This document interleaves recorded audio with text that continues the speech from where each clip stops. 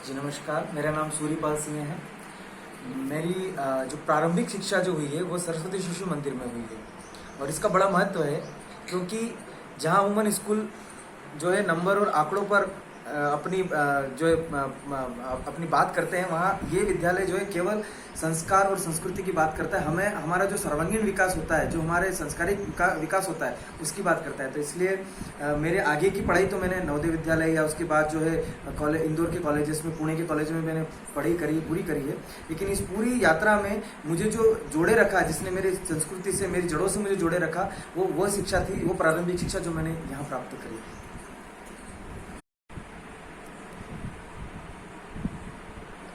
आज अपने बीच में आदरणीय श्री सूर्यपाल सिंह जी द केरला स्टोरी के लेखक, सरस्वती शिशु मंदिर धार के पूर्व छात्र अपने बीच में। हम उन्हीं से जानते हैं कि उन्हें यह स्टोरी लिखने की प्रेरणा कहाँ से मिली एवं अपने शिशु मंदिर के अनुभव हमें शेयर करें। आदरणीय सूर्यपाल सिंह जी। नमस्कार, भारत माता की जय। मैं आपसे यही कहना चाहूँगा कि पहले तो मैं फिल्म की बात करता हूँ। तो फिल्म की जो स्टोरी है, जो कंटेंट है, वो मेरे डायरेक्टर सुदीप्तो सेन जी का है। उन्होंने इस पर काफ़ी शोध किया 6-7 साल और एक डॉक्यूमेंट्री बनाई। वो उन विक्टिम्स लोगों से मिले, उन पीड़ित में बच्चियों से, उनके माता पिताओं से मिले और उन्होंने बाद इस स्टोरी को तैयार किया। मैं इस फिल्म में as a screenplay writer, पटकथा लेखक और संवाद लेखक के रूप में जुड़ा हूँ। तो जो उन्होंने मेरे सामने कंटेंट ला के रखा, उस कंटेंट को फिल्म का रूप देना, ये मेरा काम था, ये मेरा दायित्व था। तो अब इस फिल्म का जो मूल विषय है वो तो जो है केरल की कहानी है और वो एक घटना थी जो हम घटना आपके सामने हमने प्रस्तुत कर सकते थे। लेकिन इसके पीछे का जो लॉजिक था कि ये घटनाएं क्यों हो रही है और इस घटना को हम कैसे रोक सकते हैं, ये एक गंभीर विषय था। तो इसको फिर तराशने के लिए मुझे जो है मुझे ऐसा लगा कि अगर कोई और व्यक्ति इस कहानी को करेगा तो शायद इसके साथ इतना न्याय नहीं कर पाएगा। लेकिन चूंकि बचपन से मैं कुछ संस्कारों से ऐसा जुड़ा रहा कि मुझे लगा कि नहीं, गलतियां जो होती है हमारे संस्कार और हमारे जो है परवरिश में होती है, तो हमें उस विषय को उठाना चाहिए ताकि भविष्य में जो है बच्चे हैं या जो आने वाली जो भविष्य की जो पीढ़ियां हैं वो एक सही रास्ते पर जा सके। तो जो मूल जो इस विषय को रखने का मेरा ये उद्देश्य था। अब इस यहाँ तक पहुँचने की जर्नी बहुत लंबी है, बहुत लंबी यात्रा रही। अलग अलग जगह से मुझे अनुभव मिलते रहे। इसमें जो मेरा प्रथम प्रारंभिक अनुभव मैं इसमें जोड़ना चाहूँगा कि मेरी जो शिक्षा हुई है कक्षा उत्तरार्ध, पूर्वार्ध और पहली, दूसरी, तीसरी से लेकर 5वीं तक, मेरी प्राथमिक शिक्षा जो पूरी है वो सरस्वती शिशु मंदिर से ही हुई है। मेरी दूसरी तक की पढ़ाई जो है सरस्वती शिशु मंदिर बदनावर में हुई है, बदनावर के सरस्वती शिशु मंदिर में। और उसके बाद तीसरी, चौथी, 5वीं मैंने जो है धार सरस्वती शिशु मंदिर में पढ़ाई करी है। वाकणकर भवन में मैं छोटा स्कूल जो था वहाँ से मैंने चौथी पढ़ी है और 5वीं मैंने नवीन भवन जो बड़ा स्कूल है वहाँ से। सूर्यपाल सिंह जी, क्या उस समय जब विद्यालय में हम पढ़ते थे जी, तो मैं चाहूँगा कि आप अपने अनुभव शेयर करें और ये वर्तमान जीवन में आपको जी, वे कहीं उपयोग में आ रहे हैं। जी। विद्यालय का एक, जैसे हम कहते हैं, एक प्रथम विद्यालय तो हमारा घर ही होता है जहाँ हमारे माँ और माता पिता हमें शिक्षा देते हैं।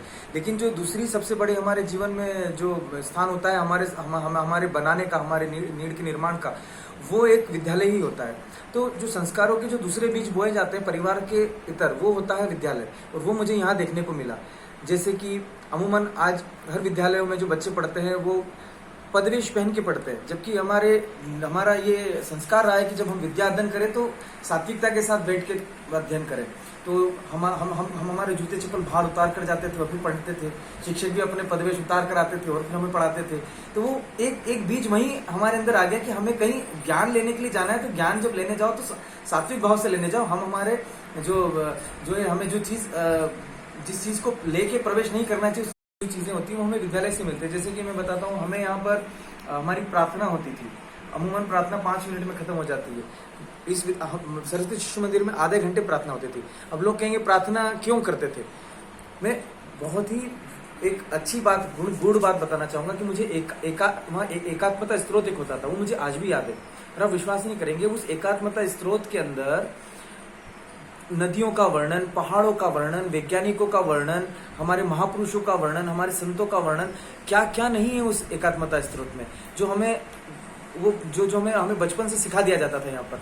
और वो जब मैं बाद में उसका जब अर्थ समझा तो मुझे पता चला कि मुझे कितनी चीज़ें कंठस्थ है। अगर मैं उसमें से एक विषय को भी पकड़ लूँ, मैं कहूँ कि अच्छा उसमें कणाद ऋषि के बारे में बात की, तो मैं बाद में जब उनको शोध करने जाऊँगा तो मुझे कणाद ऋषि के बारे में अथाह जानकारियां प्राप्त हो जाएगी, चैतन्य महाप्रभु के बारे में मुझे अथाह जानकारियां प्राप्त हो जाएगी। तो ये जो हमें एक बीज बो दिया जाता है ना कि बेटा बस ये इतना सुन लो, उसके बाद जब आपके अवचेतन में जब वो चीज़ घूमती रहती है और जब आप उसके उत्तर ढूंढना शुरू करते हो तो फिर पता चलता है कि वो बीज कितना महत्वपूर्ण था जो बचपन में बो दिया गया था। कई सारे बच्चे होते हैं, उन्हें नहीं पता होगा इन सब चीज़ों के बारे में, हमारे पर्वतों के नाम ही नहीं पता होंगे, उन्हें यही नहीं पता होगा कि कितनी प्रमुख नदियां हमारे भारत में रहती है। हाँ, वो बात अलग है कि जब वो यूपीएससी पीएससी की तैयारी करते हैं, कोई प्रतियोगिता परीक्षाओं की, तब उन्हें वो चीज़ रटने को मिलती है। लेकिन हम रटने की जरूरत ही नहीं पड़ी थी, बचपन का वो एक बीज एक प्रार्थना के रूप में वो संस्कार ही हमारे अंदर रखता चला गया था कि वो हमें कंठस्थ था। तो एक जो है हमारी संस्कृति से जोड़े रखने वाली जो चीज़ होती है, अमोन विद्यालय जो है सिर्फ विद्या अध्ययन पे ही फोकस करता है। वो कोशिश करता है कि सिर्फ बच्चों को पढ़ाया जाए और पढ़ा लिखा के उनकी डिग्रियों में जो परसेंटेज इतने हाई कर दिए जाए कि उन्हें कहीं जाके आगे नौकरी मिल जाए या काम मिल जाए।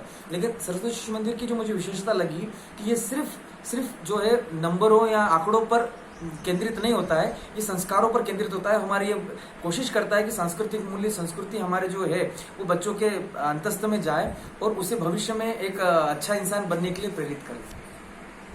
धन्यवाद सूर्यपाल जी। और हम अपने आप को गौरवान्वित महसूस कर रहे हैं कि आप सरस्वती शिशु मंदिर के पूर्व छात्र हैं। Thank you.